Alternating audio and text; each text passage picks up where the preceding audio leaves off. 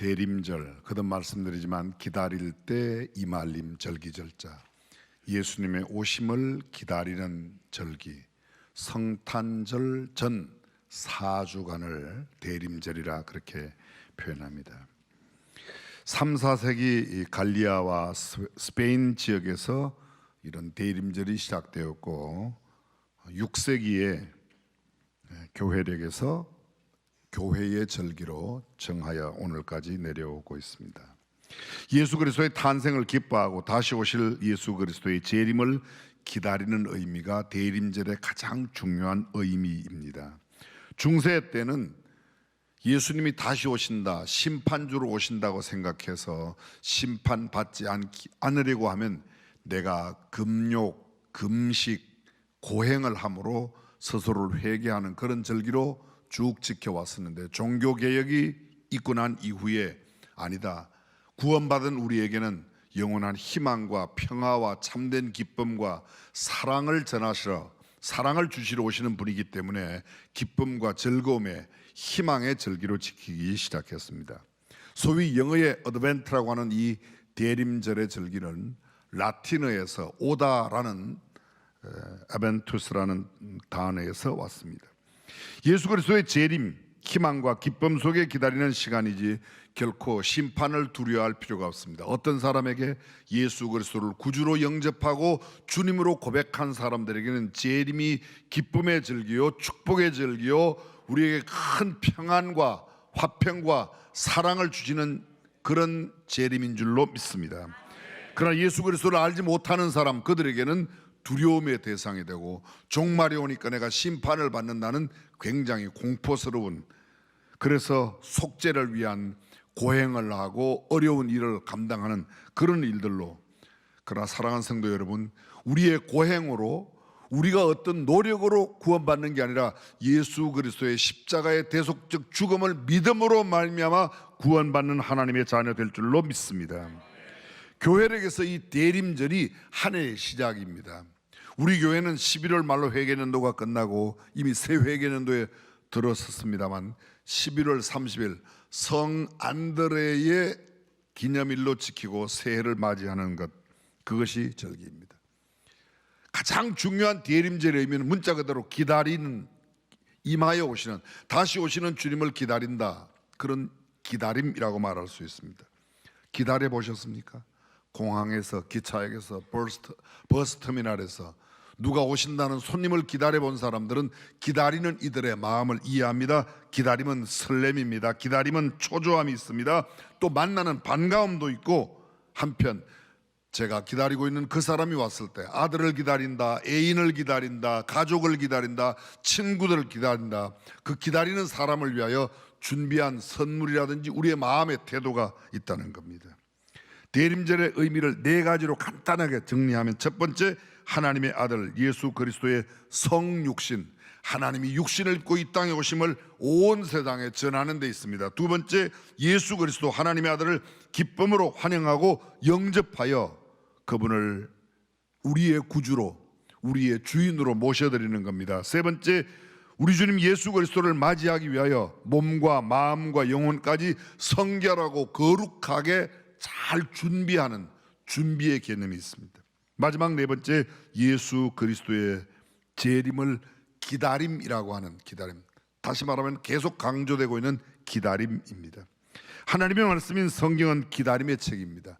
구약과 신약, 크게 성경을 두 권으로 나누면 구약은 오실 메시아, 메시아가 오신다. 신약은 다시 오실 메시아, 오신 메시아, 틀린 말은 아니지만 다시 오실, 올드 테스타멘트, 옛날 약속은 메시아가 오신다. 새로운 약속은 메시아가 다시 오신다. 기다림입니다. 욥기 7장 2절에 보게 되면 종은 저물기를 기다리고 품꾼은 삭설 기다린다고 말합니다. 시편 130편 5절에 내 영혼이 여호와를 기다리며 내가 그 말씀을 바라는도다. 인생이 뭐예요? 기다림이에요. 결혼하면 아이를 기다리죠. 아이 나면 100일 기다리고, 100일 지내면 돌 기다리고, 돌 지나면 언제 학교 가나, 유치원 가는가 기다리고, 입학하면 졸업 기다리고, 졸업하면 언제 결혼하나 기다리고, 또 결혼하면 또 애 언제 낳나 기다림의 연속입니다. 아니 어쩌면 우리는 죽음을 기다리며 살아가는 존재인지도 모르겠습니다. 삶은 기다림입니다. 성경은 이렇게 말합니다. 파수꾼이 새벽을 기다림같이 내 영혼이 주를 바라본다, 주를 기다린다고 말합니다. 누구를 기다릴 때 가장 마음이 설레셨어요? 연애하는 사람은 애인을 기다릴 때겠죠. 곡식을 심은 사람은 곡식의 열매를 거둘 때이겠죠. 오랫동안 비가 오지 않으면 비를 기다립니다. 비가 계속 오면 언제나 이 비가 그칠까를 기다립니다. 곡식의 파종기, 수확기를 기다립니다. 기다리지 못하고 일찍 뚜껑을 열면, 밥이 덜 됐는데 뚜껑 자꾸 열면 어떻게 돼요? 콩나물 삶을 때 콩나물 넣어놓고 조금 있다 열고 조금 있다 열고, 그러면 나중에 콩나물 먹어요, 못 먹어요? 못 먹어요? 먹어요? 못 먹어요. 비린내가 나서 못 먹어요. 콩나물집 사장 아들은 잘합니다.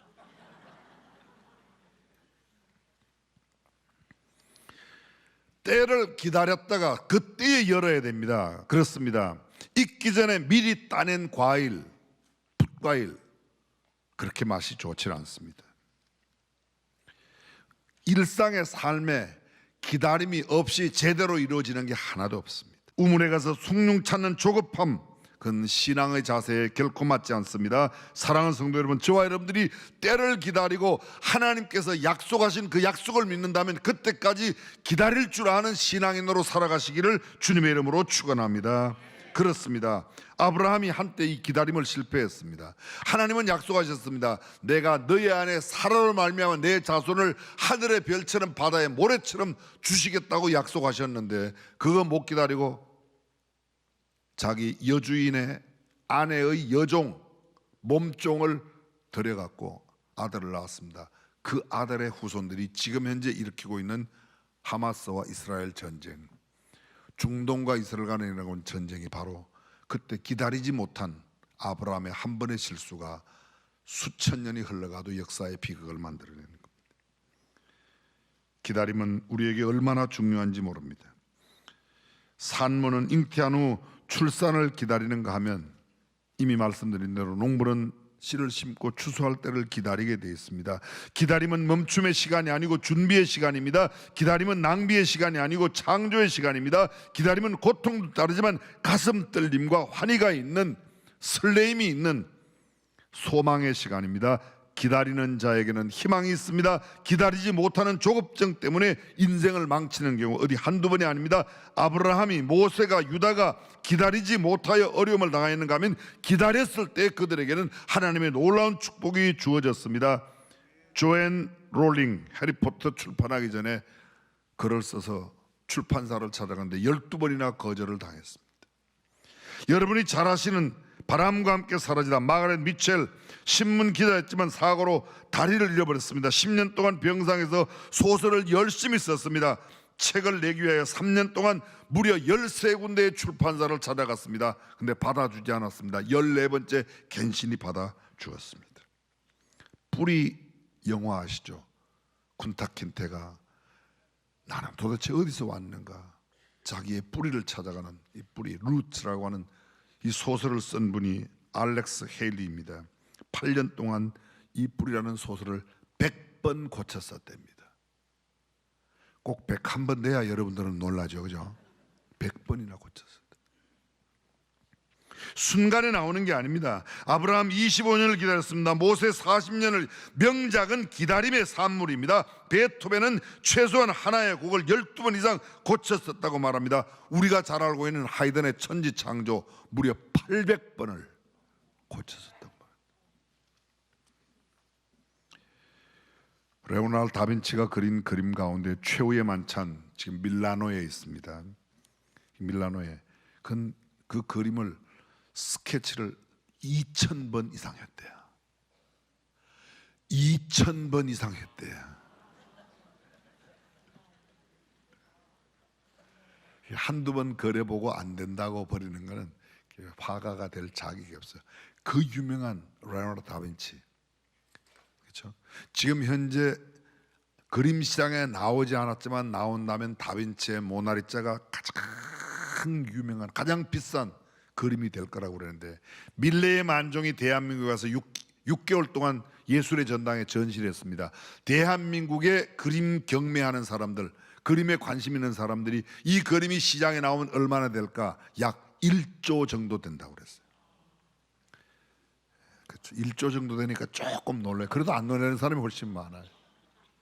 지금까지 실제로 팔려간 그림 가운데 제일 비싼 그림은 세상의 구주 예수 그리스도라는 그림을 빈 살만 사우디의 왕이 샀습니다. 얼마에 샀는가? 5,600억에 샀습니다.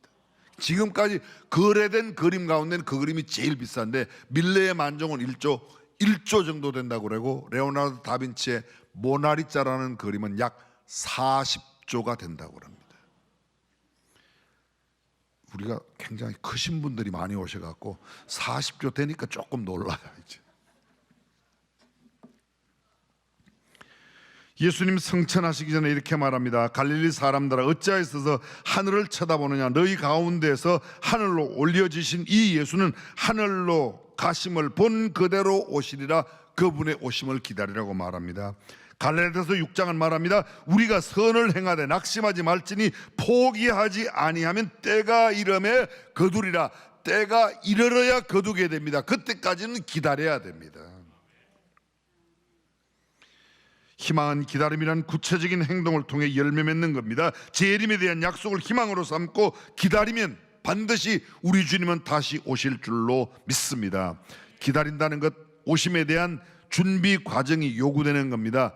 준비 없이는 결코 기다림의 의미가 없습니다. 신랑을 맞이하는 열처녀가 기름을 준비하고 등을 준비했던 것처럼 준비해야 되죠. 은근과 끈기가 필요합니다. 노아는 비가 올 때까지 120년을 기다렸습니다. 모세는 광야에서 40년을 기다렸습니다. 성경 속에 위대한 하나님의 사람의 공통된 특징 한 가지는 그들 모두가 하나님의 때까지 참고 기다렸습니다. 사랑하는 성도 여러분, 여러분과 저도 하나님의 때를 기다릴 줄 아는 지혜가 있기를 주님의 이름으로 축원합니다.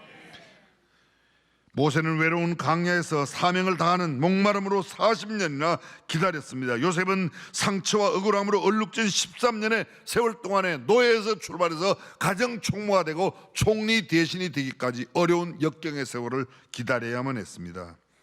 하나님은 사람들을 기다림이라는 용광로에 던져 타오르게 하신 뒤에 결국 다 녹아지고 나면 새로운 멋진 그릇을 만드시는 것처럼 기다림의 세월이 있어야 제대로 작품이 나온다는 겁니다. 우리 모두가 기다림의 지혜를 배울 수 있기를 주님의 이름으로 축원합니다. 오늘 성경 본문으로 가보실까요? 시몬의 예수님을 맞이한 이야기가 잘 기록되어 있습니다. 25절, 예루살렘에 시몬이라는 사람이 있으니 이 사람은 의롭고 경건하여 이스라엘의 위로를 기다리는 자라. 이번에 가장 큰 특징이 뭐예요? 기다린다는 거죠. 그 다음 구절, 성령이 그 위에 계시더라. 그가 주의 그리스도를 보기 전에는 죽지 아니하리라는 성령의 지시를 받았더니 성령의 감동으로 성전에 들어가매 마침 부모가 율법의 관례대로 행하고자 하여 그 아기 예수를 데리고 오는지라. 시몬이 아기를 안고 하나님을 찬송하여 이르되, 그렇습니다, 예수 그리스도를 안고 축복하며 찬양하며 기도했던 이 시몬의 놀라운 신앙의 특징은 기다림이었다는 겁니다. 그 기다림, 어떻게 기다릴 수 있었는가? 내 의지로 기다릴 수 있나요? 우리의 결심으로 기다려지는가요? 안 됩니다. 우리의 결심, 우리의 의지로 몇 시간은 기다리고 며칠은, 몇 달은, 몇 년은 기다릴지 모르지만 때가 될 때까지 기다리는 오직 성령의 능력이 있어야 될 줄로 믿습니다. 사람이 귀신이 들리면 귀신의 지배를 받아 귀신이 시키는 말을 하고 귀신이 시키는 행동을 합니다. 우리가 성령의 사람이 되면 성령께서 하나님의 뜻대로 시키시는 일을 하고 하나님께서 하게 하시는 말씀을 할 줄로 믿습니다. 중요한 것은 성령이에요. 또 한번 질문 드려볼게요. 귀신 들린 사람 보면 알아요, 몰라요? 귀신 들린 사람 보면 아시느냐 모르시느냐 여쭤봤어요. 알아요, 몰라요? 그게 뭐 그렇게 어려요? 근데 예수 믿는 사람은 귀신이 아니고 귀신 들린 사람이 귀신 들렸다고 말한다면 예수 믿는 사람은 거룩한 영, 하나님의 영, 성령이 들린 사람이에요. 근데 악한 귀신 들린 사람은 보면 아는데 거룩한 영이 들려있는, 거룩한 영이 우리 안에 계신 사람들이 왜 우리의 언어와 행동을 통해서 하나님의 사람임을 왜 못 보여주냐? 잘 들어보십시오. 예배당에 몇 년 다녔냐 중요해요. 그런데 더 중요한 것은 예배당에 10년, 20년 다닌 것보다 내 안에 정말 주님이 주인 되셔서 내 언어와 행동과 내 삶을 주관하고 내 가치관, 내 생각, 내 진로를 어디에 초점을 두고 살아가느냐는 것이 훨씬 더 중요한 줄로 믿습니다. 성령에 감동된, 오늘 성경 다시 보십시오. 성령이 그 위에 계시더라. 누구 위에? 시몬 위에. 성령의 지시함을 받고 27절 성령의 감동으로 뗄래야 뗄 수 없는 관계, 그것이 바로 성령이라는 겁니다. 여러분, 우리 교회에서 가장 많이 강조하는 우리 학교 이름이 뭐죠? 예담학교예요. 중앙예담학교예요.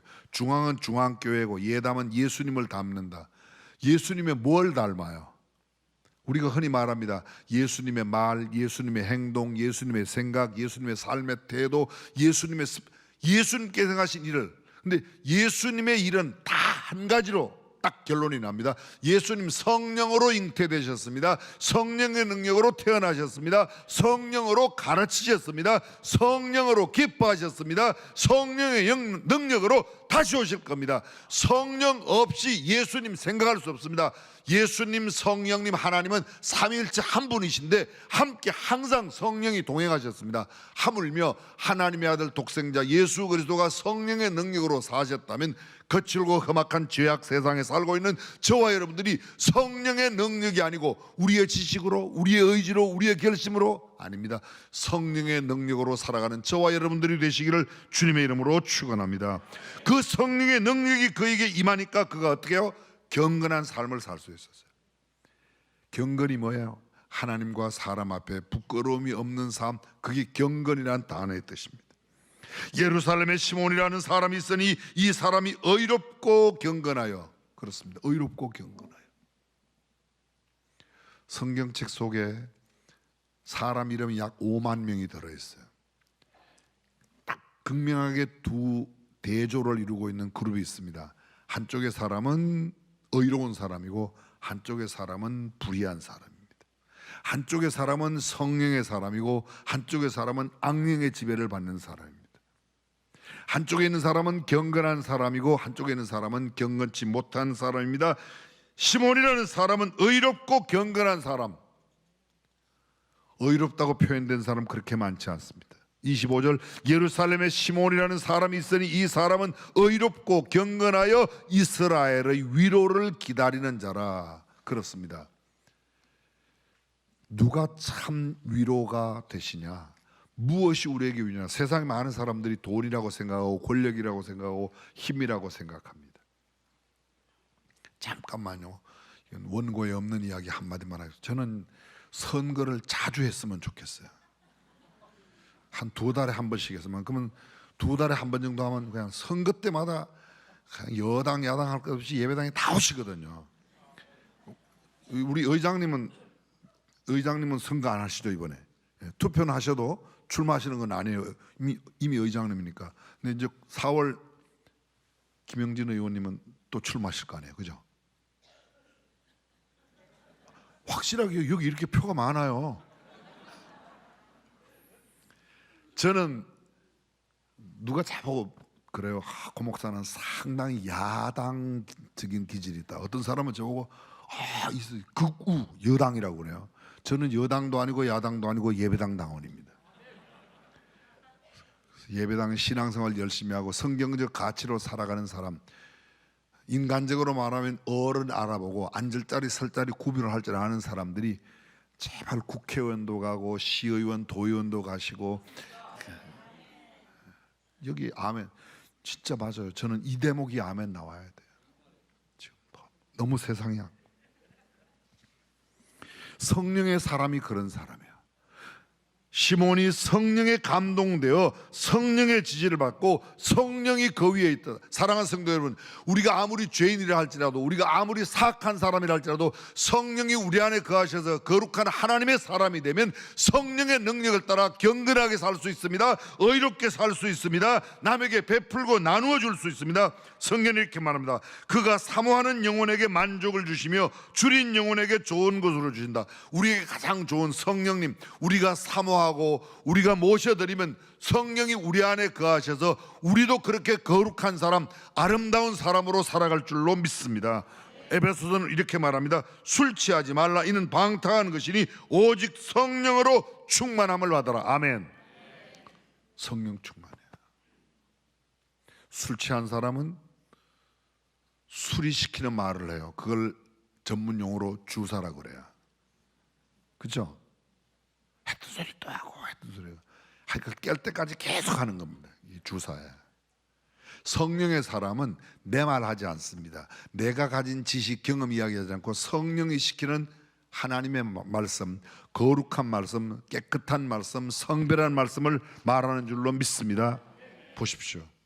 시몬이 그랬습니다. 본문 27절, 성령의 감동으로 성전에 들어가며 마침 부모가 율법의 갈래대로 행하고자 그 아기 예수를, 마리아와 요셉이 아기 예수를 안고 들어왔습니다. 시몬이 아기를 안고 하나님을 찬송하여 이르되, 예수님을 아는 시몬이 뭘 했다고요? 찬송. 진정한 찬송은 성령이 시키는 찬송이어야 될 줄로 믿습니다. 지난주에도 말씀드렸지만 우리 교회 찬양대가 굉장히 1부, 2부, 3부 뭐 청년 전체 찬양대가 한 1,300여 명 됐었는데요. 코로나 지나면서 한 3분의 2가 어디로 가셨는지, 이 코로나 때문에 간 게 아니고 성령이 내 마음 가운데 역사를 하셔서 괜찮아요. 지난주에 오늘 처음 나오신 분도 나는 하나님의 은혜가 너무 감사하다, 나는 찬양을 들, 그런 사람은 그냥 얼른 가시면 금방 저 가운 입혀 드릴 거예요. 뭐 찬양,